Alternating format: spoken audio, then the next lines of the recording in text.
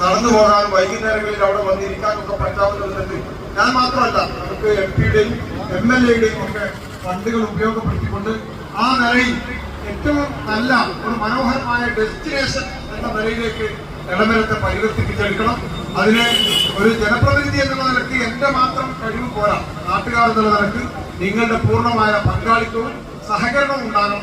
അങ്ങനെ വലിയ മാറ്റങ്ങൾ നമ്മുടെ നാട്ടിലേക്ക് കൊണ്ടുവരണം. അതോടൊപ്പം തന്നെ ഇന്ന് വെട്ടത്തൂരിൽ പോയ സമയത്ത് അവിടുത്തെ അവിടെ ഈ ചെറുവാടിക്കടവ് മുതൽ എടവണ്ണപ്പാറ വരെ ദൈർഘ്യമുള്ള കനാലിനോട് ചേർന്ന പാതയോരം നമ്മളിപ്പോ ഇവിടെ എളമരത്ത് ഒരു പൈതൃക പാത ഉണ്ടാക്കുന്നതിന് വേണ്ടി നമ്മൾ ഒരു പ്ലാൻ ചെയ്തിട്ടുണ്ട്. എന്നതുപോലെ തന്നെ ചെറുവാടിക്കടവ് മുതൽ എടവണ്ണപ്പാറ വരെയുള്ള ആ കനാലിന്റെ പാതയോരം പൈതൃക പാത എന്ന ഗണത്തിൽ ഉൾപ്പെടുത്തി മനോഹരമാക്കി മാറ്റാൻ നമ്മൾ ഒരു പദ്ധതി ആവിഷ്കരിക്കുന്നുണ്ട്.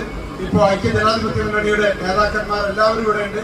പാലക്കാട് പഞ്ചായത്തിന്റെ തുടർന്നുള്ള വികസന കാഴ്ചപ്പാട് എങ്ങനെ ആകണം എന്നതിനെ സംബന്ധിച്ചിടത്തോളം കൃത്യമായ ഒരു ധാരണ അവർക്കുണ്ട്. അതെല്ലാം ചേർത്തിണക്കിക്കൊണ്ട് കോർത്തിണക്കിക്കൊണ്ട് ഒരു നല്ല പാലക്കാടിനെ നമുക്ക് മാറ്റിയെടുക്കാം. ബ്ലോക്ക് പഞ്ചായത്തിന്റെ